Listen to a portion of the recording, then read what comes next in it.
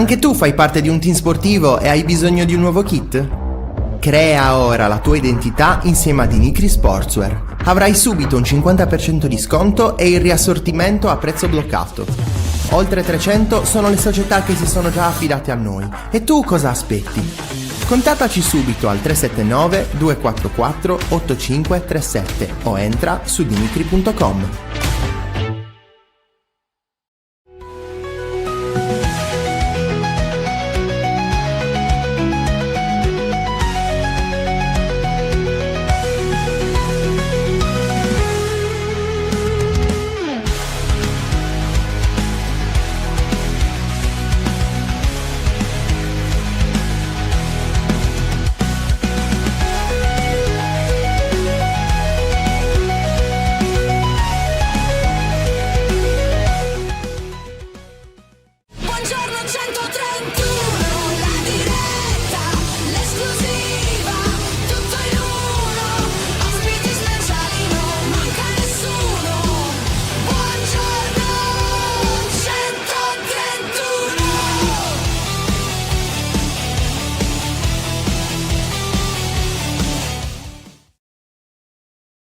Buongiorno e ben trovati, nuova settimana con Buongiorno 131, lunedì 24 novembre, non una data a caso, ma diamo subito il buongiorno al nostro direttore Francesco. Ciao Fra, ben trovato. Cosa vuol dire non una data a caso, scusa? Aspetta. Cosa significa? Devi stare tranquillo, oggi è una giornata particolare. A dirlo tu, a dirlo io. A dirlo tu, a dirlo io. Buongiorno. A chi tanti amanti ha, tanti auguri, in campagna ed in città. Tanti auguri a questo ragazzo un po' Eri stagionato, preparata questa ma roba. con il cuore sempre Questo giovane. scempio totale. Qua ovviamente c'è tutto, c'è anche colpa C'è un lavoro dietro. dell'uomo meme maledetto che verrà licenziato per questa. Va bene, Grande, Fra, tanti auguri, tanti auguri. Ci sono già anche gli auguri da parte di Stefano, altri 25 anni e raggiungi Luca, vabbè, insomma. Buongiorno, tanti auguri direttore da parte di Facc. Difficile. Tantissimi auguri al direttore, persone di competenza e cuore, ti vogliamo bene e insomma. Grazie. Auguri Ultigara, grandissimo. Grazie. Come sta grazie, Ultigara? grazie. Ma insomma, diciamo che non era neanche male come giornata, perché Fino 3 a? assist, il gol di Pulisic, poi però 2 di Orsolini con rigore sbagliato, Giovane in panchina, insomma uno schifo totale, quindi puntiamo i 70 a sto giro, dai, vediamo se ci arriviamo. Vediamo. Alla grandissima. E insomma, come Va ti bene. senti? Come ieri. Esattamente come ieri, sempre i Veusu, quindi sempre peggio, sempre peggio. Grande Jeff, nuovo YouTube member da parte di Grazie mille 131. Ti aspettiamo nel canale Telegram destinato ovviamente agli abbonati. E salutiamo anche Giovanni, tanti auguri e complimenti da Trapani. Grazie mille, grazie mille. Eccolo Stefano, sei sconsolato, auguri. Insomma, tanti Esatto. auguri, Fra, ce ne sono tantissimi, ma Va bene, abbiamo già il ma primo andiamo ospite. avanti. Andiamo sì, avanti. sì. E lo facciamo Non entrare. stiamo qui a cincischiare. Non ci incischiamo. Buongiorno Paolo, ben trovato. Salutiamo Paolo Mastino, presidente di Ussi. Non ti sentiamo Paolo però. Ciao, buongiorno, eccomi. Eccoti E non parla, difficilmente lo sentiamo. no, Luca, no, va no, detto anche non che se Posso no- fare, posso fare subito tanti auguri a Francesco, buon compleanno, come si Grazie dice Paolo. a Kentannos. Tra l'altro sono andato a vedere che santo è oggi, ho detto, bah, magari è... No, invece è Santa Cecilia, quindi ti chiamerò Cecilio d'ora in poi, perché Esatto. mi è piaciuto. Ma ne Era un approfitto mio per compagno dirti dell'elementare. che quella stessa foto autografata di Gigi Riva che hai tu dietro, ce l'ho anch'io a casa. Uguale, vedi. Attenzione. uguale. Quindi pensavo di essere Non so se l'unico, ti- invece per fortuna non sono l'unico. Me l'hanno regalata di recente. Bella. Sì. È una roba che ovviamente io ho ereditato, non è che non sono come Luca che ce l'ho già ai tempi di Riva. Magari. Salutiamo. Esatto. Allora Luca, iniziamo, che dici? Ma sì, iniziamo. Paolo, ti chiedo subito, entro a gamba tesa. Sabato Sì. c'è stato Cagliari-Genoa 3-3.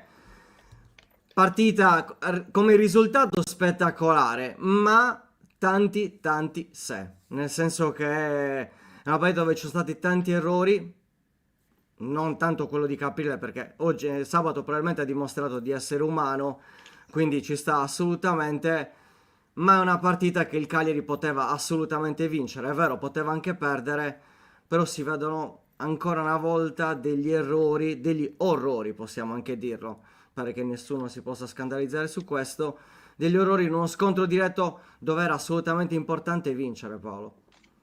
Sì, anche secondo me, io ero quasi certo che il Cagliari la potesse vincere non solo per come stavano mettendo le cose in campo, ma anche viste un po' quelle che sono le forze in campo che si contrastavano. Poi mi ero fatto un po' di conti, insomma, come tutti sui numeri. Se tu vedi i numeri della classifica, dare un +3 al Genoa sarebbe stato, diciamo così, una manna dal cielo in quel momento. Vabbè, è finita così, è arrivato solo 3-3. Un punto, diceva Ranieri, se non puoi vincere, sempre almeno meglio evitare di perdere, però stavolta, secondo me, questo è un ragionamento che lo puoi fare col Como. O con un'altra squadra insomma in forma o con un livello di qualità alto, ma col Genoa forse davvero si poteva trovare qualcosa di meglio. Se diceva Pisacane come si dice, in conferenza stampa, bicchiere mezzo pieno, qualcosa di positivo l'ho vista, e qualcosa di positivo la vedo anche oggi, non lo so, la doppietta di Borrelli la vogliamo Sì, sicuramente annoverare tra le cose positive. Esposito, certo, De Iola che è tornato, ha messo credo un assist, forse 2. Ehm, Tante cose positive, però secondo me col Genoa in casa 3-3 io non lo vedo mezzo pieno ecco il bicchiere. Secondo me 3-3 in casa col Genoa, boh, non lo so, mi sembra un risultato che lo dico questo anche da tifoso, non mi piace. Come si dice, giornalista sportivo, dico che è un risultato che non va bene, anche se si son visti segnali positivi, ecco. Fra? Metto così.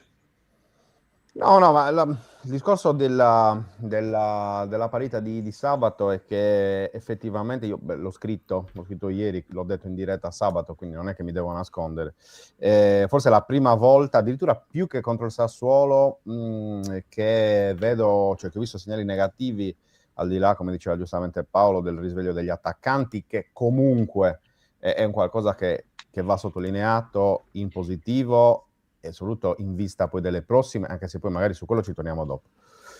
Dico più che altro che se contro il Sassuolo, contro il Verona, ripeto, c'era in qualche modo l'alibi del fatto di non avere la squadra al completo, del fatto che periodo un po' particolare di senza Mine Luperto, giocatori assolutamente centrali per questa squadra, cioè, di fatto contro il Genoa non c'è neanche l'alibi assenze, perché hai recuperato De Iola, avevi la difesa titolare, però secondo me si sono viste alcune cose a livello tattico, soprattutto a livello di scelte, che convincono poco, cioè per esempio penso a Felici a destra, penso ai cambi di Borrelli ed Esposito fatti a 20 minuti dalla fine, quando forse la partita si considerava già vinta, e anche questo andrebbe capito, con l'ingresso di Pavoletti e Luvumbo, che nel momento in cui poi è arrivato il disastro sulla papera di Caprile, che io ieri ho scritto, dopo 32 partite ha dimostrato di essere umano e non alieno, cioè, perché poi anche noi no, ci abituiamo troppo bene anche alle cose che vanno appunto bene, però poi ci ricordiamo che anche Caprile comunque è umano, è un essere umano, come tutti i portieri, può fare degli errori. Ecco, quello che è mancato secondo me è stato nel momento in cui è arrivato il 3-3, è mancata l'inerzia, è mancata la capacità, ecco, di cambiare più che altro. Poi alla fine, una volta ancora, il volto di questa partita. Ed è una partita che è vero che lascia un punto, è vero che dà in qualche modo la continuità al pareggio di Como, però se io vado ad analizzare quello che è successo a Como e quello che è successo sabato, io vedo due pareggi molto diversi, e mentre tanti si preoccupavano di più dello 0-0 di Como, io mi preoccupo di più di questo 3-3, perché La Lega Calcio ho visto che ha scritto partita dalle 1000 emozioni, certo, perché se tu la guardi da fuori e non sei sul pezzo, no? Su quella che poi è la situazione delle due squadre, puoi anche dire, beh, ci sono stati 6 gol, 4 nel primo tempo, tanto spettacolo. In realtà chi come noi vede il Cagliari quotidianamente si rende conto del fatto che è stata una partita ricchissima di erroracci, perché veramente definirli errori sarebbe quasi limitativo. Quindi questo secondo me è un po' il discorso. Però ecco, c'è un tema, Paolo, che ti voglio sottoporre, perché già da tempo dicevamo occhio adesso al calendario, perché di fila il Cagliari incontrerà Juventus, Roma e Atalanta in 3 settimane, compreso poi il Napoli in Coppa Italia il 3 dicembre. Secondo me, paradossalmente per il Cagliari che abbiamo visto in questo inizio di campionato, potrebbe essere un bene incontrare le 3 grandi, perché il Cagliari in questo momento ha sempre avuto difficoltà nel fare la partita. Invece se tu affronti 3 squadre che di base sono già chiamate a fare la partita, forse, no? Parti un po' messo meglio rispetto a quello che si è visto per esempio a sabato. Non so come la vedi. Sai che la vedo come te e adesso spiego anche il perché. Tra l'altro voglio dirla come una battuta, non è una battuta, ma perché ne parlavo stamattina anche qui con dei colleghi al lavoro. Tra Juve, Roma, Atalanta e Napoli la partita più abbordabile incredibilmente è quella con l'Atalanta, probabilmente. Sì. Però scherzi vista la situazione attuale, insomma il momento delle squadre, però battute a parte, c'è una cosa che sarebbe stata impensabile, non so, 1 anno fa, 2 anni fa. A parte questo però, volevo dire una cosa sulle grandi. Si è visto col Como, il giorno dopo sono arrivate un po' di critiche dopo la partita col Como, critiche ovviamente dalla dirigenza del Como, che hanno detto sì, vabbè, ma allora vuol dire che siamo diventati una grande squadra se gli avversari sono costretti a chiudersi così, a difendere in 12 per bloccarci. Questo hanno detto quelli del Como. Però la verità è che tra il pareggio del Como e il pareggio del Genoa, come dicevi tu, ci sono gigantesche differenze. Pareggio contro il Genoa, frutto di errori da entrambe le parti, anche in alcuni casi individuali. Pareggio di Como, frutto invece di un lavoro organizzato, di una impostazione tattica organizzata per fermare una squadra che, lo sapevamo, avrebbe avuto il compito di fare la partita. E allora, da questo punto di vista, dico, è possibile non uscire dal campo con le ossa rotte dopo aver incontrato Juve, Roma, io ci metto anche il Napoli e l'Atalanta. Lo dico dopo aver visto la partita di Como. Dopo aver visto la partita di Como ti dico, per me sì, forse è meglio incontrarli adesso, perché poi ci saranno poi ci saranno le pause, ci sarà il modo di riorganizzarsi, arriveranno più avanti le partite, quelle come quella col Genoa, insomma, dove è decisivo e importante fare punti. Importante adesso non uscire con le ossa rotte da queste 3/4 partite. Il Cagliari che ho visto a Como è un Cagliari che può non uscire con le ossa rotte da queste 3-4 partite. Mi ha dato questa impressione, ecco. Luca? C'è anche da dire, io faccio un po' l'avvocato del diavolo, nel senso che io cerco di guardare l'ultima partita e rispetto a Como si è sicuramente stato fatto almeno 2 passi indietro. La prossima sfida è contro la Juventus, una squadra che comunque non sta benissimo, perché si è visto anche nella sfida contro la Fiorentina, hanno cambiato allenatore, è arrivato Spalletti, e sono quelle partite dove quello che puoi sperare è di riuscire a bloccarli e ripartire. Ma quello che è stato visto col Genoa sono dei problemi a livello di posizionamento, a livello anche di coesione tra i vari reparti. La difesa, ammesso che Mina ormai è un dato di fatto, perché quando rientra dalla sosta non è mai al 100%, però a quel punto ci si aspetta da giocatori come Luperto che possano tenere la difesa, perché rivedendo anche la partita ti sei accorto di errori che forse non fai nemmeno quando giochi nelle giovanili, perché se tu esci il gol del 2-1 del Genoa, tu sei uscito senza guardare dove era l'avversario e ti sei trovato a essere preso in infilata da un difensore centrale che era avanti perché c'era una punizione precedente da parte del Genoa. Ecco, questi meccanismi che comunque sono più che allenabili. La mia domanda è: perché bisogna ritornare indietro dopo che fai dei passi avanti? E quasi resetti, perché rispetto alle prime partite del Cagliari in questa stagione, abbiamo visto le prime partite, insomma, ci si divertiva. Ora si è ritornati indietro, si guarda probabilmente più al risultato che al gioco, ma partite come contro il Genoa sono occasioni, soprattutto giocate in casa, dove tu hai perso fondamentalmente, tu Cagliari hai perso 2 punti. 2 punti che possono servire alla classifica finale.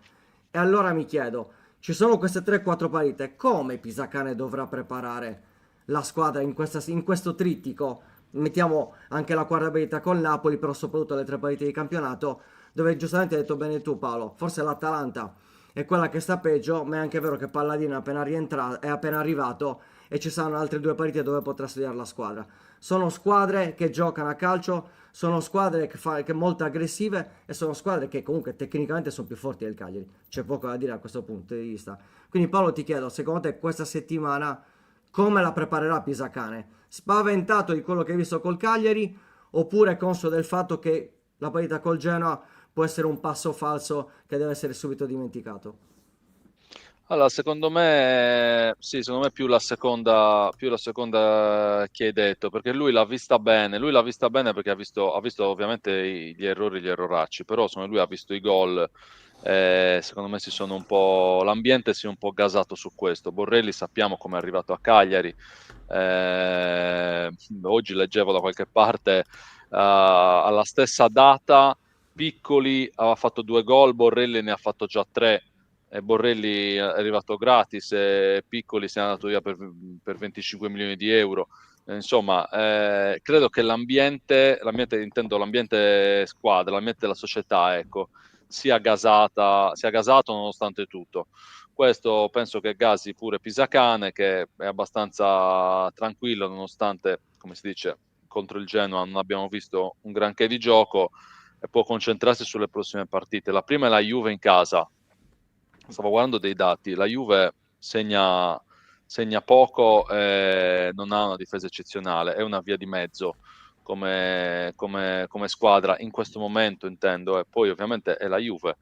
Però diciamo così che è una squadra che assolutamente si può affrontare, ha una difesa che ogni tanto qualche gol lo prende, ad esempio rispetto al Como. Il Como ha 6 gol subiti, la Juve ne ha 11.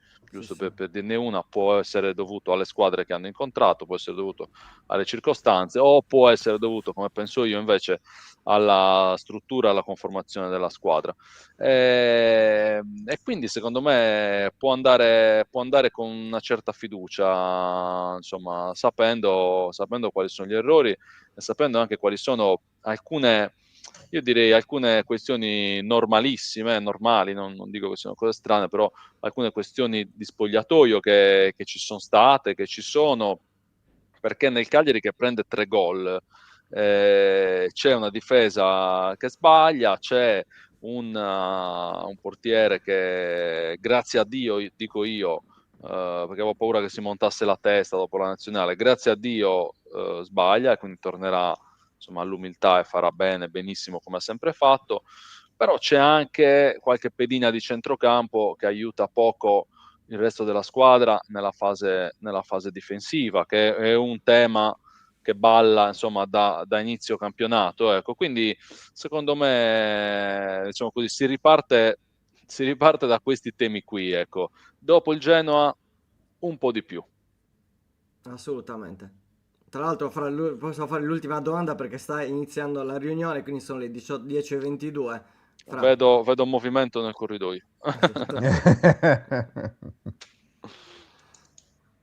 fra te, Devo farla se io vuoi la fare l'ultima... domanda? Sì, sì, se vuoi Non fare avevo la... Sì, capito, sì. scusa, no. Ah, ok, No, vai. semplicemente sul discorso del risveglio degli attaccanti, perché 3 gol con doppietta di Borrelli e gol di Esposito, è vero che sicuramente è una notizia positiva, perché segnare aiuta a segnare ancora poi anche dopo, è anche vero però che al di là di tutto la difesa della Juve non è la difesa del Genoa. Ecco, questo credo che sia abbastanza evidente. E secondo me il Cagliari sabato è riuscito a fare 3 gol perché di fronte ha trovato una difesa veramente di basso livello, perché i 2 gol di Borrelli è stato molto bravo lui a saltare dietro, cioè alle spalle di 2 difensori che in teoria erano in vantaggio, in teoria l'avrebbero dovuto bloccare, invece lui è arrivato entrambe le volte, ha segnato così, e Esposito ha segnato con una furbata, tra virgolette, in senso buono, nel senso che comunque quel colpo di punta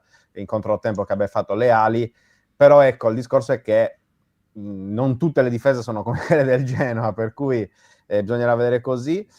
No, invece saluto Paolo chiedendo, secondo te, chi è il giocatore che manca di più in questo momento al Cagliari? Che sta mancando? Belotti non Questa è vale. una bella questa è una bella domanda. Io dico Prati, perché Nicola non lo voleva vedere neanche dipinto in campo, mentre Pisacane lo inserisce spesso, lo inserisce spesso anche per molti motivi, un po' perché lo vede, immagino, un po' per questioni anche societarie, però diciamo così cioè, secondo me da un certo punto di vista ogni tanto starebbe meglio in panchina, ecco. Ne aggiungo solo un altro che per me è, diciamo così, un UFO, ecco, un oggetto sconosciuto, e cioè Kiriksoy, perché è arrivato qui con grandi strombazzamenti. Quando gioca con la sua nazionale è decisivo, o è stato decisivo a volte, ma qua sì, quando io chiedo mi dicono no, vabbè, ma è sovrappeso, non si deve allenare, è sovrappeso, mi dicono sempre questa cosa. Dico, ma cioè, pure io riesco in 10 giorni a rimettermi a posto con il peso, figuriamoci un atleta professionista, quindi mi sembra una roba che non regge, ecco. Quindi secondo me è uno che potrebbe dare una grossa mano. In questo momento, anche vista l'assenza di Belotti, io vi saluterei lasciandovi, se posso, se mi consentite, con una domanda. Certo. Una domanda che faccio a voi, poi l'hanno fatta a me nei giorni scorsi e ho risposto un po' così. Quanti Ma anni ha Luca Di Leonardo? Abbiamo imparato dei fagioli come Raffaella Carrà, visto che l'avete usata prima per farmi gli auguri. Quindi. sarebbe bellissimo. La domanda con la quale vi lascio io è questa, ma anche vista l'assenza di Belotti, eccetera, ma Esposito può fare l'attaccante? Esposito è un attaccante? Vi lascio con questa domanda, che è una domanda che l'altro giorno mi hanno fatto e mi ha lasciato un po' così senza parole. Non sapevo cosa rispondere. Non volevo tornare alla Roma di Spalletti, quella che non aveva attaccanti, però ho detto, boh, vediamo. Staremo a Vi vedere. lascio con questa domanda. Ai posteri l'ardua sentenza. Buon lavoro Grazie Paolo, Paolo, grazie buon lavoro, davvero. a Saluto, presto. ciao. Grazie, Grazie a voi, ciao, ciao. Ciao A presto. Paolo. Ciao. Eccoci qua. Tac. Per dare la risposta al quesito di Paolo, secondo me bisogna intendersi sul significato di attaccante di punta tra l'italiano normale, diciamo così, quello utilizzato tutti i giorni da noi esseri umani, e il linguaggio tecnico utilizzato a Coverciano dagli allenatori e dagli addetti ai lavori. Perché non si può non definire sicuramente Esposito un attaccante, perché è uno dei giocatori che attacca, cioè, Certo. fondamentalmente. Forse non si può definire una prima punta, e sicuramente non è una prima punta, ma non definirlo in sé per sé una punta mi sembra sbagliato, perché comunque è una seconda punta, è un giocatore che a fianco a una prima punta, quindi un giocatore tendenzialmente di fisico, rende meglio. È anche vero che Esposito in questo Cagliari spesso fa il trequartista, perché comunque il Cagliari non gioca mai praticamente a 2. Nel momento in cui è passato col 3-5-2, quando poi è arrivato il secondo gol di Borrelli, quindi il 3-2, in quel momento il Cagliari era schierato col 3-5-2 e Esposito giocava praticamente in linea con Borrelli. Quindi secondo me l'errore in questo è provare a dare una collocazione tattica precisa da paradigma, in qualche modo, da catalogo a Esposito, che in questo momento secondo me invece non si può dare, ma per 1000 motivi. Anche perché poi dico sempre, Esposito nel Bologna dove giocherebbe?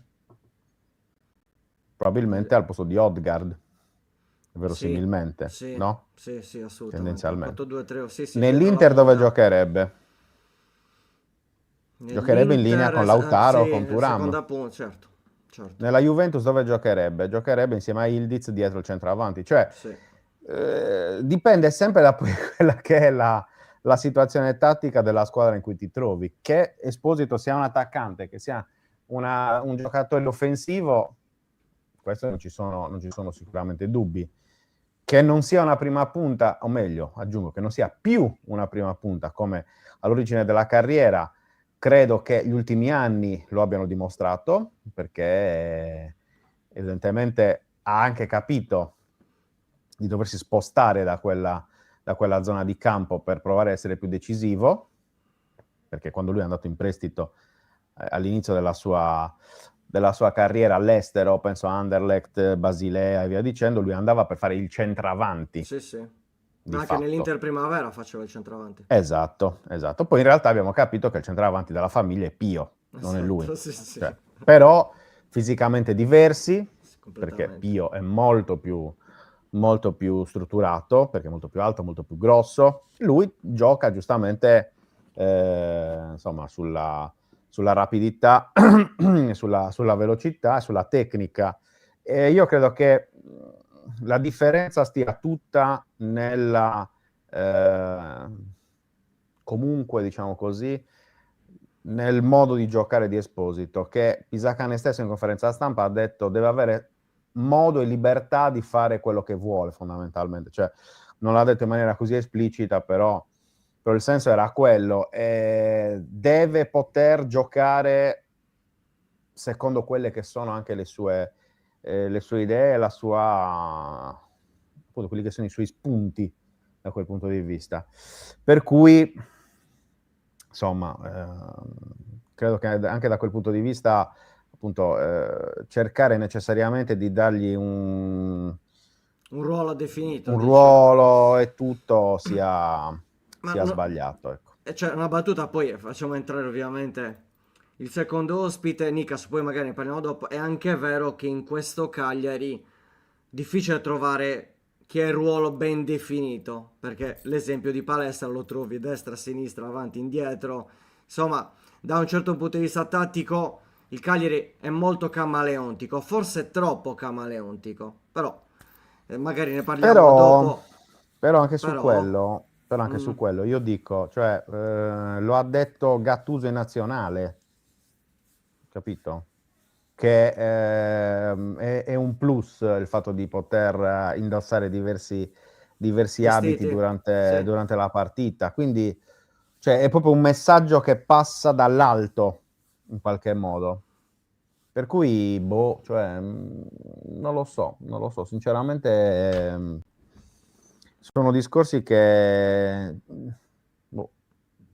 bisognerebbe capire bene.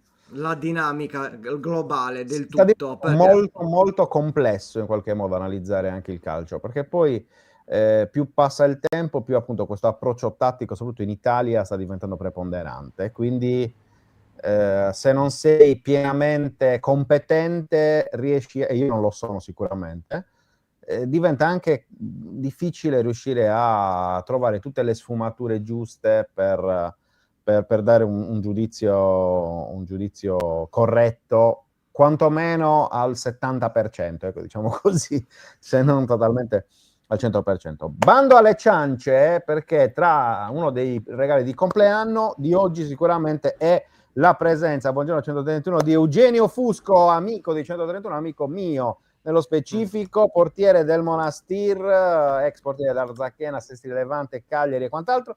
Bentornato, caro Eugenio, come stiamo? Buongiorno, ciao tanti Eugenio. auguri Fra. Grazie. No, tutto bene, dai. Dopo una vittoria poi si sta sempre meglio. Direi. Credo. Bella vittoria ieri del Monastir di Marcello Angheredu in casa contro l'Anzio 3-1. Tra l'altro in conferenza stampa sentivo Riccardo Spignesi che chiedeva a Marcello se fosse la miglior prestazione dell'anno, la vostra miglior prestazione dell'anno, e Marcello ha detto forse la migliore no, però sicuramente abbiamo giocato molto bene. Un Monastir, caro Eugenio, che insomma non ci sta a fare la parte della matricola, materasso, tutt'altro, perché insomma basta vedere la classifica, siete messi molto bene, nonostante un girone, come sempre, tu lo conosci perché ci hai giocato già in passato nel girone G, come sempre pieno di insidie, cioè ogni avversario ogni domenica ti può regalare, no? Ti può fare lo scherzone. Esatto, esatto, infatti lo dimostra anche la classifica. Abbiamo 20 punti, ma siamo a 5 punti dai play-out, a 2 dai play-off, quindi come hai detto tu è un girone molto difficile, molto equilibrato. Sì, noi abbiamo una squadra giovane sicuramente, è la prima volta che questa società si affaccia al calcio interregionale, però sì, come hai detto tu non ci stiamo a fare diciamo, la comparsa e nonostante queste cose stiamo facendo un buon campionato, un buon inizio, anche se non sarà facile perché come stiamo vedendo adesso la classifica siamo ancora lì a lottare. Puoi vincere una domenica e sembrare che puoi giocarti i playoff, poi perdi la domenica dopo e sei di nuovo dentro i playout. Ma ti aspettavi, onesto, cioè voglio la risposta onesta, un vostro inizio così performante? Ah, ti dico, è una squadra giovane, però già dalle prime settimane si è creato un bel gruppo, nonostante fosse un gruppo nuovo perché c'era qualche ragazzo dall'anno scorso, però con staff e con squadra proprio c'è più che un gruppo, una famiglia, si va al campo proprio con felicità, si lavora bene, c'è tutto diciamo, per fare bene nel contesto della squadra. Quindi sì, siamo infatti contenti, dobbiamo continuare così.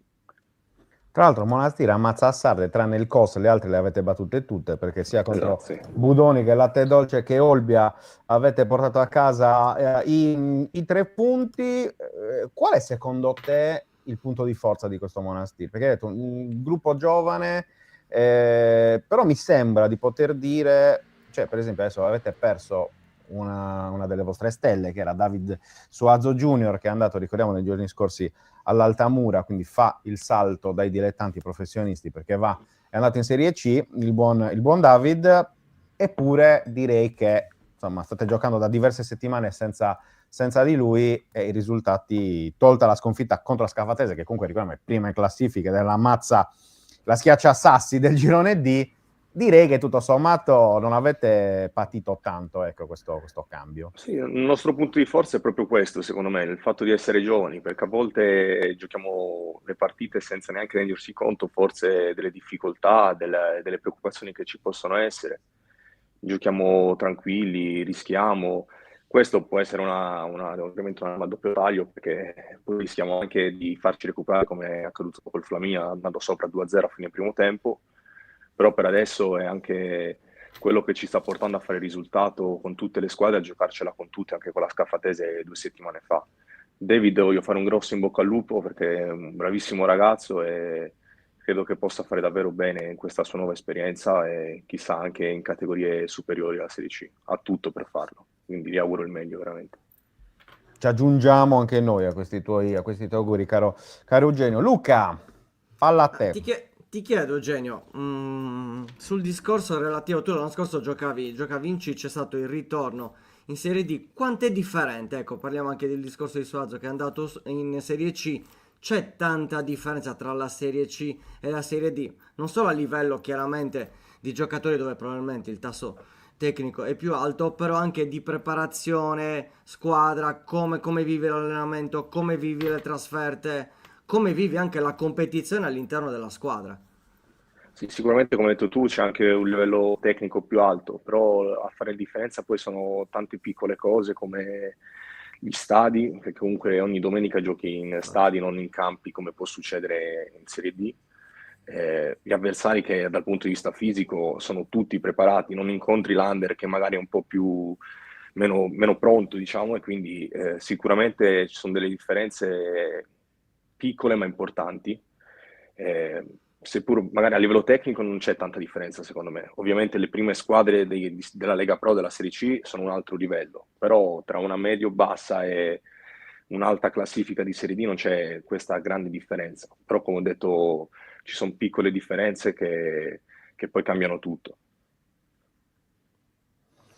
Cosa vi sta dando Marcello Angheleddu come Mister, allenatore? Perché comunque parliamo di un allenatore giovane, visto che è mio coetaneo, il buon Marcello, però insomma mi sembra di poter dire, io l'abbiamo intervistato qualche settimana fa, insomma, nel mese scorso mi pare, inizio di ottobre, e nell'intervista comunque emergeva il profilo di un allenatore molto determinato, uno che da calciatore ha fatto sicuramente un'ottima esperienza girando in tante piazze importanti, praticamente tutte le piazze importanti del calcio sardo, prima volta in Serie D da allenatore, non più da giocatore, però mi sembra, in campo lo stanno dimostrando i risultati, che sia molto molto determinato, ecco, nel suo lavoro.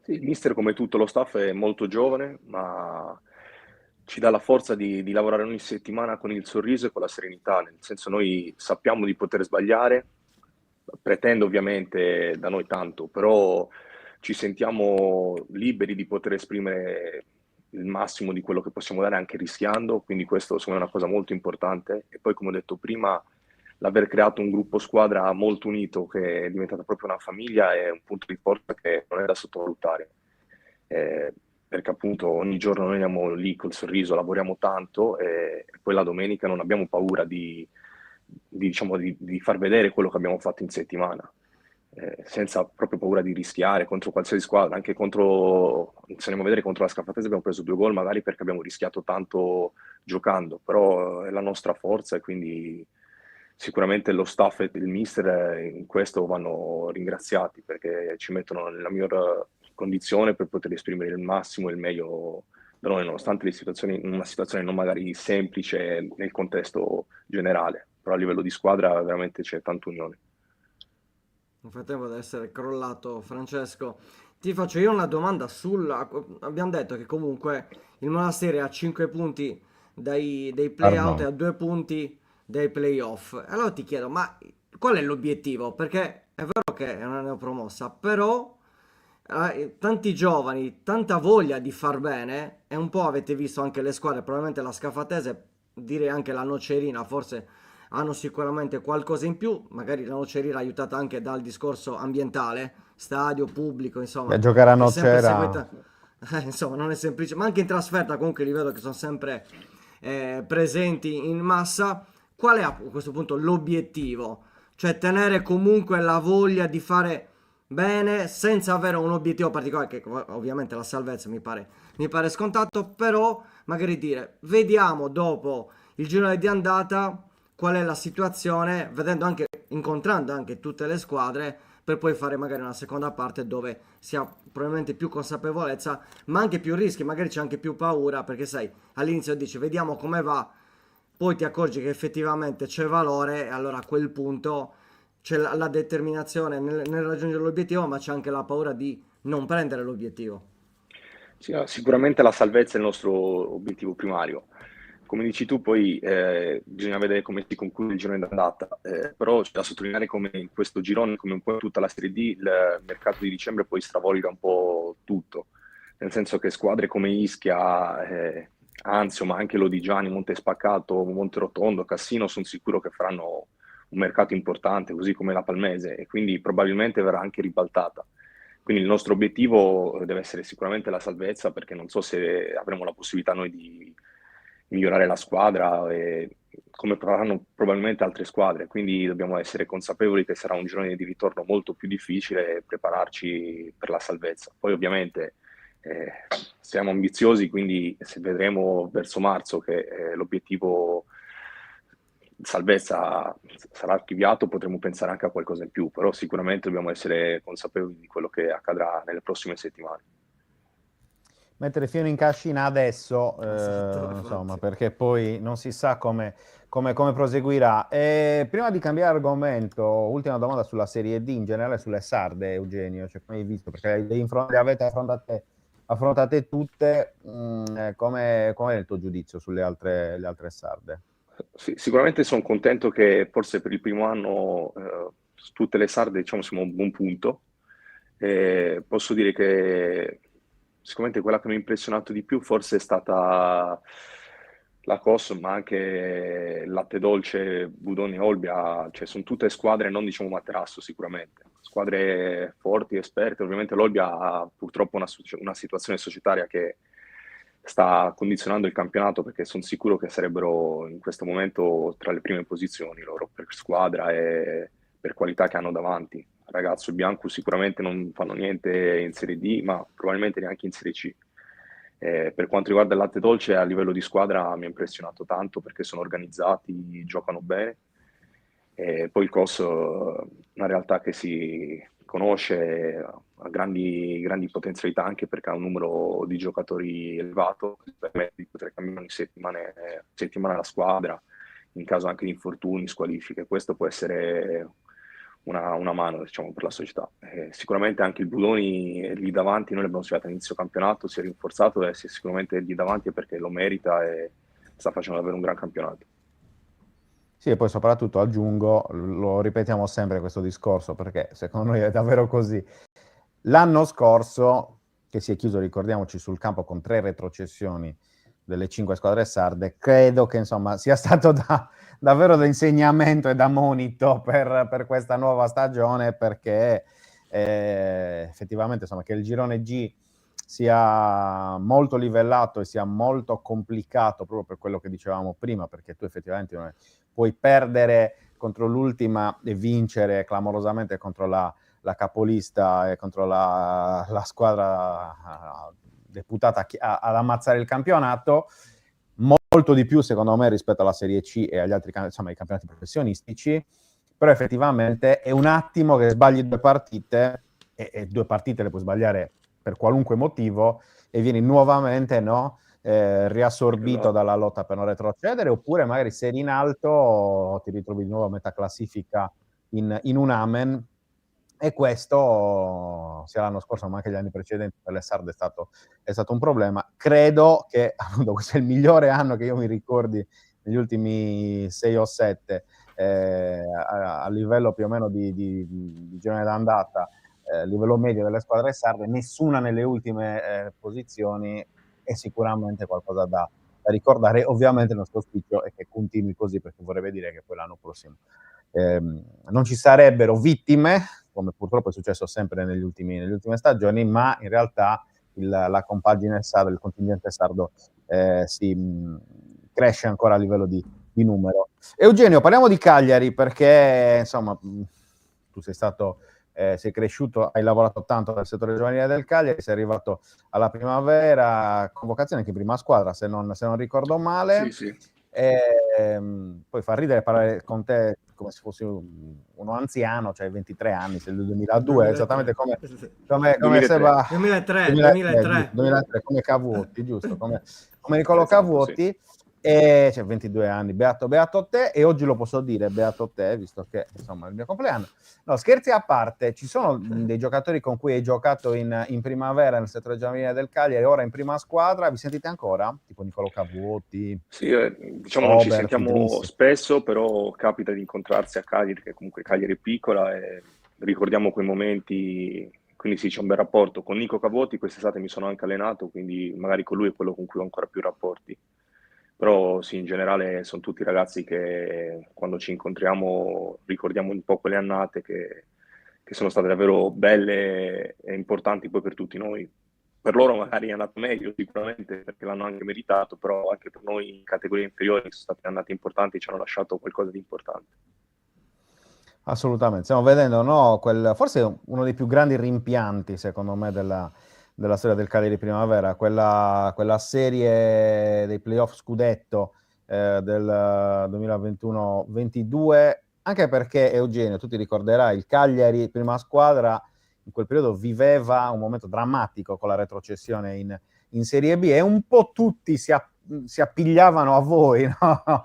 Nel senso che comunque dopo una grandissima stagione regolare, poi eravate arrivati appunto alla ai playoff, questo 3-3 dopo il 3-0 nel primo tempo contro l'Inter.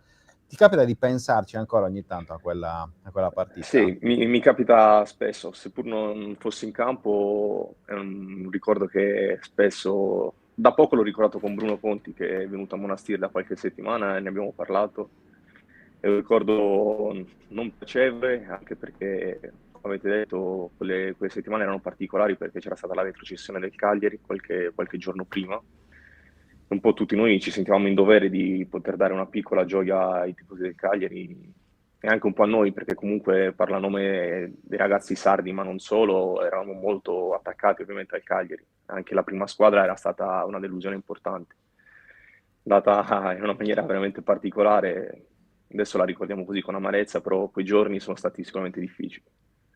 Sì, tra l'altro, insomma, anche negli avversari giocatori non banali, no? Casadei, Fabian, Valentin Carboni, insomma, sicuramente una squadra Tra non l'altro, banale, che poi vinse con Chivu in panchina, poi giusto sì, per esatto. completare un po' Esatto, infatti. giusto E per tra l'altro, completare un po' il quadro. tra l'altro con Nunziatini mi sono ritrovato l'anno scorso a Sestri Levante, eravamo in casa insieme, Vero. quindi ogni tanto qualche battuta l'ho subita. Ci Vabbè, sta, vabbè, dai. quello ci sta. È il ricordo più bello che hai di quella squadra, più divertente magari di quella squadra. Il ricordo più Che si può divertente, raccontare, ovviamente. sì, sicuramente sono i balletti di Zito, un po' Zito in generale. Era sicuramente la star fuori dal campo. Proprio il gruppo era un gruppo pazzo, però Zito era la star della squadra, io parlo fuori dal campo, per balletti e roba varia, veramente incredibile. Difficile da tenere. Secondo te cosa sta mancando a Zito per fare il salto definitivo per diventare un giocatore decisivo anche tra i grandi? Perché poi intendiamoci, comunque in Serie A da 3 anni, nazionale, tutto, quindi non è che... Però forse anche le aspettative da parte dei tifosi nei suoi confronti, visto quello fatto in primavera, erano molto alte. Credo anche gli infortuni abbiano un po' frenato la sua ascesa, perché comunque è un giocatore che ha bisogno di continuità, è un giocatore che deve stare bene fisicamente e sicuramente questo è il motivo principale. Secondo me ha tutto a livello di ritmo, di passo per stare in Serie A. Quindi sono sicuro che se riuscirà a trovare continuità senza infortunarsi e continuità anche giocando, potrà fare quel salto che tutti aspettano da qualche anno anche. Sicuramente in Serie B aveva dimostrato di poterci stare tranquillamente, quindi credo che anche la Serie A la possa fare, come ha dimostrato il primo anno. Comunque mi sembra che abbia fatto 4 gol se non sbaglio, Sì. quindi Sì, con può ragione. diventare un giocatore importante. Eugenio, domanda da portiere, ovviamente non ti posso non chiedere di Caprile, che è probabilmente veramente il top player di questo Cagliari. Contro il Genoa ha dimostrato di essere umano, come abbiamo ricordato anche prima, perché effettivamente l'errore sul 3-3 forse non te lo aspetti da un giocatore come lui. Qual è il tuo giudizio su Caprile? Sì, ma innanzitutto penso sia uno dei portieri più forti di questa Serie A, e non parlo solo per le parate che vedono tutti, ma proprio per come interpreta il ruolo, nel senso che è un portiere molto attivo nelle uscite alte, dà sicurezza, quindi penso sia proprio il tipo di portiere ideale per una squadra. Poi per quanto riguarda sabato sera, si è stato sfortunato. Secondo me c'è stato anche un rimbalzo molto particolare, perché lì si è impennata tanto la palla. Di solito la palla va in mano al portiere, mentre lì secondo me c'è stato un rimbalzo un po' inaspettato. Sono errori che poi non ti aspetti magari da un portiere di quel livello, però possono capitare veramente a tutti, quindi sicuramente sono più i punti portati che il punto perso, che i 2 punti persi di sabato che ricordiamo da Caprile. Questo certifica il livello del portiere.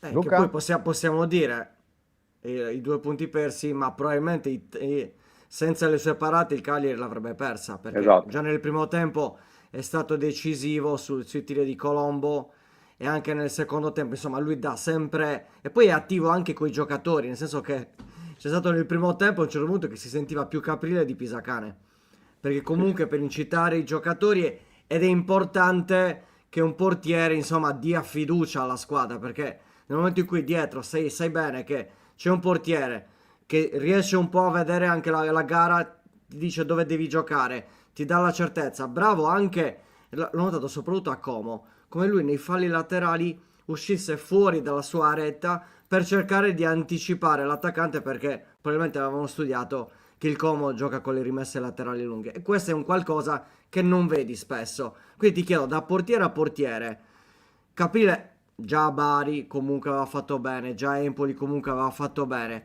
ma è migliorato sempre di più. La chiamata in nazionale è un'arma a doppio taglio, nel senso che sicuramente ti dà importanza, ti dà anche fiducia, ma magari sei meno attento perché magari ci sono anche più aspettative su Caprile. Quindi è ovvio che nel tuo piccolo primavera hai vissuto determinate cose, però in un portiere, sai, il portiere se sbaglia purtroppo è gol. Sì, E questa è la differenza rispetto agli altri ruoli. credo Qui che c'è però, anche più concentrazione. sì, credo che però sia proprio un caso, questo errore, si arriva proprio in questo momento, ma non Sì, sia sì. condizionato dalla nazionale, perché sicuramente la nazionale è un qualcosa che ti può dare, non che ti toglie, quindi sono sicuro che già dalle prossime domeniche ce ne renderemo anche conto. È un qualcosa che può fare soltanto del bene a tutta la squadra, a tutto il Cagliari, perché secondo me adesso quindi porterà dei benefici. Sicuramente è un caso e non credo sia stato questa, diciamo, la motivazione. Sì, tra l'altro ricordiamo Ok. che è anche diventato padre proprio nei giorni scorsi. Se devo cercare una causa, al massimo posso pensare a quello, cioè magari anche poco riposo, molta adrenalina, anche dovuta chiaramente alla gioia e alla felicità di essere appena diventato padre per la prima volta. Quindi io penso che più che per la nazionale, magari, ecco, se proprio dovessimo andare a cercare un'altra causa, quella potrebbe essere la motivazione principale, ma chi se ne frega, aggiungo, perché io credo che comunque Caprile, sinceramente non penso che avremo molti altri errori simili da qui in avanti, ma in generale penso, perché credo che appunto un errore del genere così decisivo, così vistoso e così anche insolito per un portiere come Caprile, sono quelle cose che cicatrici, tra virgolette, che ti segnano, perché poi una volta che tu sbagli, bene, lezione imparata, attenzione, non sottovalutare nulla, no? E siccome lui mi sembra un portiere molto, molto metodico, molto, molto attento a ogni singolo dettaglio, credo che la lezione l'avrà già imparata. Eugenio, intanto grazie ovviamente per essere stato con noi Grazie a voi. stamattina. Saluta tua sorella Bianca, a cui avevo promesso che veramente ci sarebbe stato spazio per te in questa stagione. Come vedi, Sì, si è noi le arrabbiata promesse di Roffa che non è stata invitata, quindi voleva essere invitata anche lei. Vabbè, la prossima volta faremo in questa doppia Eugenio Biancafusco. Ma più che altro, giochino, domani ti svegli e hai la possibilità di rigiocare una partita della tua carriera. Rigiochi la finale Casertana-Arzacchena oppure quella Inter-Cagliari Primavera? Te ne dico un'altra. Vai. Il playout di ritorno dell'anno scorso a Sestri contro la Lucchese. Abbiamo preso gol al 90esimo su un errore mio. Non ho problemi a dirlo, diciamo. Penso che quella sia la partita che dovrei giocare, perché è la partita a cui penso più spesso. Quindi se c'è una partita ti dico quella. Molto bene, così a sorpresa, ci sta, Esatto. assolutamente. Va bene, Eugenio Fusco, portiere Monastir, grazie davvero Grazie a per essere voi. stato con noi. Grazie, Eugenio. A presto e ci vediamo in campo. Ciao, grazie. Ciao. Eccoci qua, caro Luca Di Leonardo. Oggi siamo un po' in anticipo rispetto al Perché solito, perché abbiamo iniziato prima. 10:05, Ecco, certo, un po' certo, però ci sono varie domande. No, ci sono. Aspetta. Allora, bravo. eccolo qua. C'è Bravo. Dino che dice buon compleanno Francesco con l'augurio di ogni bene.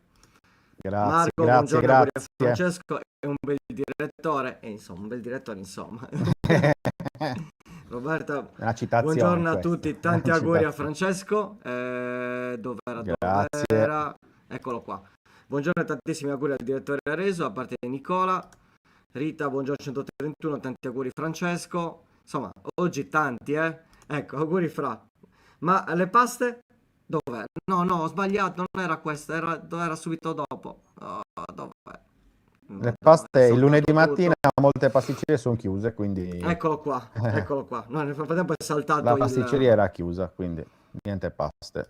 Eccolo qua, Violetta, buon compleanno direttore. E qui c'erano tutto per darsi al giovane.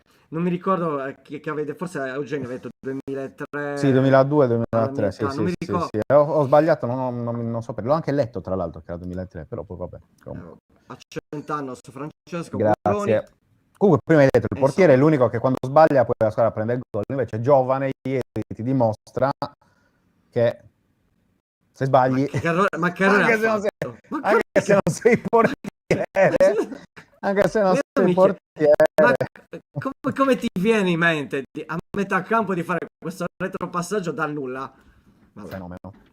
vabbè, lì è la Però gioventù. comunque ha preso 8 a Fantacalcio, Eh sì, grazie al perché ha gol. segnato, però la votazione era 5 e mezza, anzi sono stati anche abbastanza buoni. Sì. Non con Orsolini, non ha avuto la stessa bontà. Sì, o con Leao. Leao la Gazzetta ha preso 6,5. Per quelli di Fantacalcio Fantacalcio ha preso 4,5. 5 non mezzo, 5 meno 4,5. 0, esatto. Comunque ti rendi conto la differenza?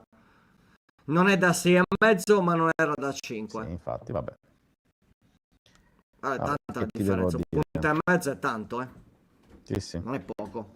Mezzo punto ci sta, un punto e mezzo è Per quello che ti ho tantissimo, detto hai che mi visto sono proprio due bruciato poi partite alla fine mi sono bruciato 3 assist, un gol. diverse. Ecco, Vabbè. cioè, Sì, sta, proprio oggi. ci sta. No, oggi Sicuramente ci sono oggi. ancora 2 partite, quindi è ancora importante che c'è Torino-Cormo e Sassuolo-Pisa, Sì. ci sono dei giocatori interessanti, Nico Beh sì, Paz, io Berardi e Paz Berardi, devono ancora giocare, quindi Lorientè, Pinamonti, insomma, Adams, Muric. insomma, ce ne sono ancora. Muric in porta, per non prendere gol. A Vabbè. caso, il primo che mi è venuto in mente. Volevo dirti Valukiewicz, ma non sarei stato credibile, allora capito. Ecco, c'era un'altra cosa a proposito di Fanta, era la Anche l'ultimo primissima c'è. di Stefano. Buongiorno ragazzi, buon inizio settimana, il fine settimana è andato un po' così, vedi Cagliari e vedi Pellegrino, Luca io ti troverò e Francesco mi filmerà. Perché c'era il discorso Esposito Pellegrino, però possiamo dire... Ma vabbè, ma che gol ha fatto Pellegrino? Doppietta di Dai, sono Pellegrino, due gol doppietta di assurdi. Pellegrino. Io te l'avevo detto a Ste di non metterlo Esposito, di seguire il mio consiglio, ma tu ti sei voluto fidare di Luca Di Leonardo e quindi Perché tu avevi detto Pellegrino? di caro Non ricordo contro il questa cosa, Verona, però vabbè, io non contro mi il ricordo Verona, niente. contro il Verona. Pensa che ho messo anche, ho consigliato Montipo. Il Parma ha fatto un gol in 6 trasferte, non è che Sì, avesse sì. fatto tanti gol. Vabbè, io invece Uno. avevo sconsigliato Sommer, direi che ci ho preso, dai, tutto sommato. Sì, beh, ha fatto Sommer è giovane, le scelte erano giuste, perché comunque al netto di tutto giovane comunque ha preso, cioè ti ha porta segnato. 8. A parte la Cioè, ha schifezza che segnato. ha fatto, però. La schifezza purtroppo quella non era Grave, preventivabile. Allora, se un giocatore schierato di informazione non gioca, con che logica viene sostituito? Col Col pari ruolo. primo, Esatto. Pari ruolo, ovviamente, non centrocampista attaccante. Se esatto, tu metti con la prima attaccante riserva dello come prima stesso panchina. reparto del giocatore che non Esatto, gioca. esatto. Quindi se non ti ha Semplice. giocato un centrocampista, entrerà un centrocampista. Non c'è il cambio modulo. Almeno a Fanta No, 131, poi, cioè, nel senso, Sì, poi in stiamo generale, parlando di Fanta esatto. 131, Perché poi in ogni... tante leghe hanno il Esatto. cambio modulo, giustamente. Perché ci può stare come idea. Però era per non creare troppi cambiamenti. Era stato già inserito il modificatore di difesa, quindi piano L'anno piano. prossimo nel Piano Fantacalcio, piano. nella Lega per soli abbonati che farà Luca Di Leonardo, nel Fanta 131 only for abonats, e allora Ci ci saranno saranno vari varie cose. Io dico già che non mi aggeggenti. iscriverò perché è già troppo per me classica listone, quindi già il modificatore è una roba proprio, quindi non sono per queste cose, ma vabbè, non tutti sono anziani Infatti come la il magia sottoscritto. sveglia la formazione anche l'ordine dei cambi. Ma questo c'è nel regolamento, Jeff. Non so chi tu abbia messo come prima panchina, però la panchina è importante, è importantissima. Cioè non vanno messi così casualmente. Anche la panchina ha un suo valore. Perché ci sono tanti turni tipo Gatti che non ha giocato. Chi se l'aspettava? Nessuno. E non ha giocato. E quindi magari è messo come primo difensore Pinco Pallo. e alla fine ti trovi Pinco Pallo col 4,5. Bisogna anche controllare. Abbiamo recuperato tutti i vari commenti, tutte le varie domande anche sul Cagliari, queste cose qua. No, allora, aspetta, Al di là aspetta, delle... andiamo. Allora, eccolo qua. Roberto dice: un Cagliari pasticcione dietro senza gioco, purtroppo con le 3 big, il questo in difesa, Borelli da soli davanti a cercare funghi. Comunque, la Juve ha il fatto arbitrale. No, vabbè, dai, ragazzi, no, questo secondo me ormai no, dai, non andiamo a vedere l'arbitro su. Allora, qualcuno mi spieghi perché di Felice a destra e Palestra a sinistra per far giocare Zappa? Sì. Pisaccanello vedo molto in confusione. Sì. Allora, Rispondo io, Francesco sì. e Luca, ma se sono mesi che Pisaccanello dice che Chilixo è... Perché in questo momento non vuole togliere Zappa. Esatto. Rispondendo alla domanda precedente. Invece Sergio chiede, Francesco Luca, ma se sono mesi che Pisaccanello dice che Chilixo è ancora non lo reputa pronto, perché non è accettato dai tifosi? Cosa dovrebbe dire Pisaccanello per farlo capire? E non è sbagliato, è quello che dice, perché Pisaccanello l'ha detto più volte, anche l'ultima, alla tua domanda, Fra, Sì. sul discorso di Chilixoi, insomma, è stato abbastanza chiaro. Il discorso qual è? Che nel momento in cui c'è il cambio, togli Borrelli ed entra Pavoletti, forse ti aspetti di avere la chance per Chilixoi, ma attualmente Pavoletti è più avanti di Chilixoi, questo mi pare che sia un dato di fatto. Fra. No, più che altro secondo me Questo. lì c'è stata una scelta dal punto di vista di tipologia di giocatore, cioè voleva un giocatore di fisico per tenere sulla squadra, magari palla lunga, sponde, cercare di tenere il pallone. Il problema è che Pavoletti nei 20 minuti a disposizione contro il Genoa non è riuscito a farlo. Per quello che io avrei lasciato Borrelli, l'ho scritto anche ieri, lo ripeto oggi, l'ho detto sabato, quindi non mi nascondo. Però poi non siamo noi gli allenatori, magari Borrelli non aveva qualcosa che non andava a livello fisico, quindi aveva chiesto il cambio, non lo so. Questo non saprei, non ho elementi per dirlo, però è chiaro che nel momento in cui il Cagliari ha perso profondità in attacco, poi alla fine ha ceduto il fianco. Ha prestato il fianco al Genoa, al di là dell'errore del gol di Martin, cioè, ripeto, sono situazioni talmente casuali che è come il gol di Zaccagni al 93esimo, 92esimo con la Lazio, cioè è un errore dovuto a quel momento e via dicendo, però sono cose che non mi preoccupano, ecco. Io credo che il Cagliari si debba preoccupare, e non a caso Pisaccanello lo ha detto poi in conferenza stampa, cioè lui ha puntato il dito sui primi 2 gol, non certamente sul terzo, quindi credo che quello veramente non si debba neanche considerare, cioè proprio un episodio sfigato, succede, basta, si va avanti. Anche perché basta poco per evitarlo quello. Un'altra volta quel tipo di gol, no? Perché basta che stai attento, e ripeto, l'ho detto prima, Caprile, abbiamo visto quanto è preciso, quanto è metodico, quanto è attento veramente al minimo dettaglio. Io non credo che prenderà più un gol del genere da qui in avanti, perché sì, perché è un giocatore assolutamente in grado di evitarlo. Il problema sono stati i primi 2 gol. Il primo a difesa schierata è qualcosa sinceramente di inconcepibile, perché se poi andiamo a vedere, Mina non marca nessuno, cioè sta lì nella zona di nessuno e non riesce, cioè è fuori tempo e anche fuori posizione, sia per poter raddoppiare eventualmente su Colombo per andare in aiuto a Luperto, che poi per aiutare Zappa su Vitigna. E poi il secondo, prendere un gol anche lì da lancio lungo, in una situazione in cui ti trovi i due difensori centrali del Genoa in attacco, in inferiorità numerica, cioè veramente sono cose che in Serie A... Vabbè, anche il secondo, anche il secondo il gol secondo, assurdo come sale. secondo, Ok, questo. l'avevo perso. È proprio questo.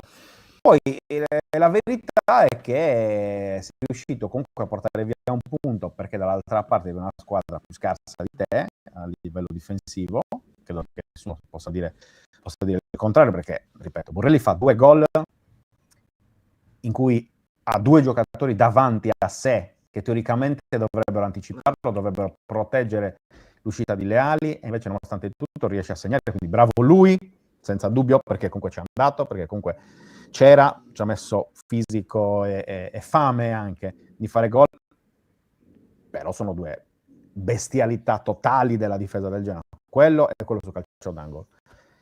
E il gol di Esposito lo stesso, cioè una ripartenza criminale, che cioè, prendere il gol in quel modo, ragazzi, se l'avesse preso il 50 Cagliari, secondi dopo aver segnato, sì, cioè, sì, vero. sono stati 6 gol, uno più brutto dell'altro. Sì, sono d'accordo. Possiamo dirlo? Sì. 6, non voglio dire la parola che però tutti stiamo pensando in questo momento, ma una peggio dell'altra, cioè veramente una peggio dell'altra. Quindi va bene, chiudiamo. C'è l'ultima domanda, aspetta, di Nico, giusto per tornare al discorso universitario, si possono ipotizzare i tempi per il closing, giorni, settimane, mesi? Bah, secondo me settimane. Secondo me settimane. Anche perché deve essere comunque mandato il PF entro dicembre, inizio anno 2026, quindi Sì, sì, è un sì. qualcosa di... Secondo che me non qualche possono passare settimana. mesi, ecco. Sì, sì. Entro l'anno Sì, questo senza si dubbio. può ipotizzare questo. Sì, sì, sì, sì, sì. Vabbè, ci sono ancora auguri da parte di Street. Grazie, grazie. Street è male l'audio, non so, noi ci abbiamo detto perfetto.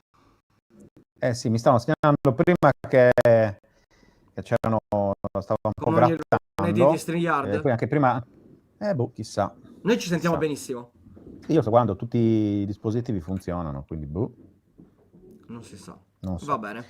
Non è roba che dipende da noi, come sempre. Grazie Tore, grazie mille. Ragazzi, una domanda. Mi dite secondo voi se c'è una cosa che il Cagliari Pisacane sa fare molto bene? Non mi viene in mente neanche una. Sa fare molto bene? Guarda, molto bene, sa fare le partite come quella di Como. Quella, secondo me, in questo momento è la cosa che il Cagliari sa fare meglio. Quindi una partita di contenimento, di grande concentrazione, in cui tutti sono obbligati in qualche modo a stare attenti, a appunto, stare concentrati, a stare compatti, ad aiutarsi l'un l'altro ed essere pronti a fare male. Ecco. Quello secondo me è quello che il Cagliari sa fare meglio in questo momento. Ed è anche il fatto che mi fa pensare che nelle prossime gare non tutto sia già scritto, cioè nel senso che comunque, per esempio l'anno scorso io avrei detto questo Cagliari, sì, cioè col Cagliari di Nicola contro le big probabilmente avrebbe avuto dei problemi, come poi alla fine è andata così poi, il campionato questo ha detto. Quindi secondo me è questo. Però con le dirette concorrenti faceva sempre... Che il Cagliari, invece, se c'è una cosa che non sa fare in questo momento il Cagliari è riuscire a gestire la partita in maniera consapevole, diciamo così, e soprattutto riuscire a evitare di fare regali, perché questo purtroppo questo è. Sì, è vero, Morata sbaglia 2 gol assurdi, dice Traccada, ma è impossibile che il Cagliari non subisca neanche un'occasione, ma a prescindere da tutto, per quello c'è il portiere, ribadisco. Sì. Io di quella partita mi preoccupo che non hai segnato, poi è vero che c'era il gol di Palestra, annullato in quel modo un po' cervellotico, però penso che Zito ha avuto quella palla alla fine e non ha segnato. Penso al fatto che in un paio di ripartenze arrivati al limite dell'area sono state delle scelte scellerate, vado io, la palla resta lì ed esce la difesa. Nessuno, esatto. A me quello preoccupa di quel tipo di partite, okay? Cioè nel senso di una partita di contenimento mi preoccupa non il fatto che il Como abbia 2 occasioni, perché quello purtroppo capita, perché per quanto tu possa essere preciso al millimetro, poi l'occasione può sempre capitare perché hai a che fare contro avversari chiaramente tecnicamente più forti, e non a caso Fabregas nel post partita disse: io queste partite col Barcellona e con la Spagna ne ho vissuto tantissime, poi la differenza te la faceva la giocata del campione, che poteva essere Messi, poteva essere Villa. Però credo che il problema sia non riuscire a concretizzare quelle occasioni che invece tu riesci a creare, che è quello che, se ci pensate, vi ho detto mille volte, rispetto al Cagliari dell'anno scorso, del Cagliari Primavera dell'anno scorso di Pisacane, che faceva questo tipo di partite, la metteva proprio su quel tipo di atteggiamento, sapendo che poi era pronto a fare male in ripartenza, pronto a essere concreto nelle occasioni a disposizione.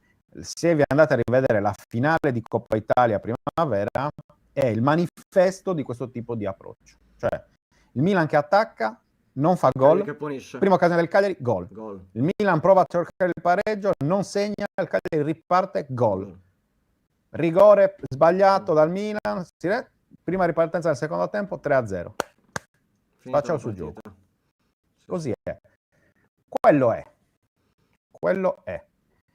E quindi, insomma, ripeto, bisognerà vedere se il Cagliari riuscirà a essere concreto, come è stato col Genoa, anche contro le big, perché la mia paura è che le difese di Juventus, Roma e Atalanta, è vero che l'Atalanta comunque in questo momento la stiamo chiamando big, ma a 2 punti dal Cagliari, cioè non è che stiamo parlando di una squadra che in questo momento abbia espresso chissà quale valore, però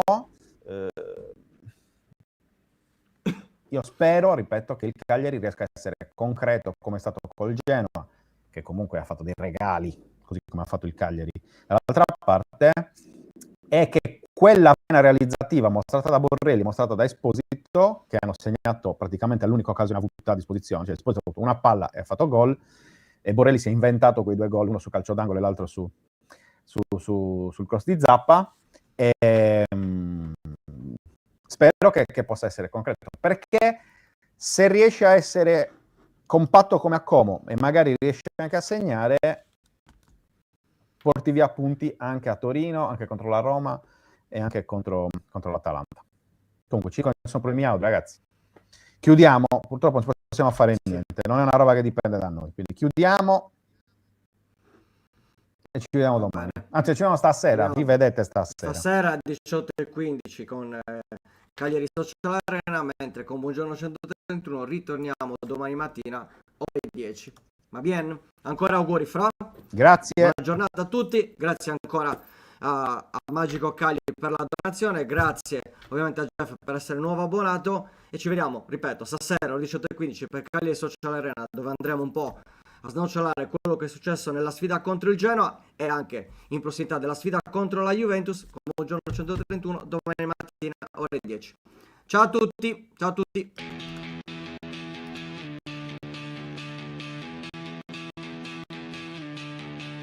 La sveglia suona, la redazione in pista, Sardegna in diretta, c'è voglia di notizia e di sport, un'isola in piena, storie di vita, a voce alta, alza il volume, fatti sentire, Buongiorno 130.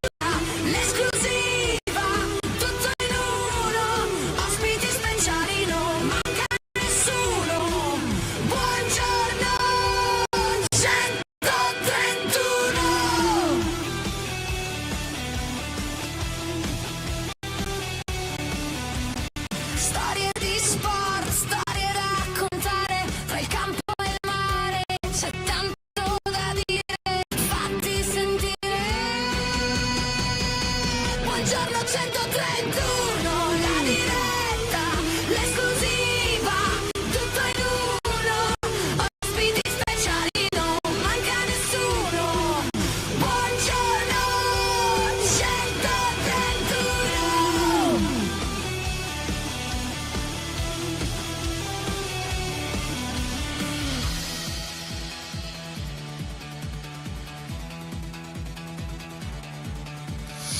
alza il volume, fatti sentire la Sardegna voce, è pronta a stupire, un ritmo che batte, che non vuol finire.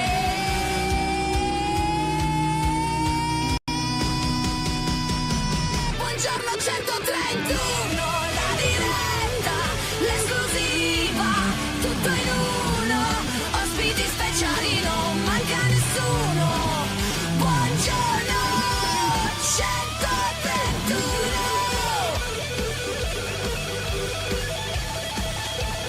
131.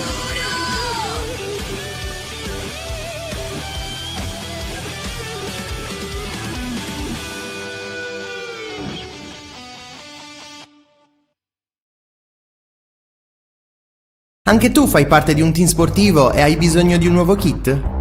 Crea ora la tua identità insieme ad Inicri Sportswear. Avrai subito un 50% di sconto e il riassortimento a prezzo bloccato. Oltre 300 sono le società che si sono già affidate a noi. E tu cosa aspetti?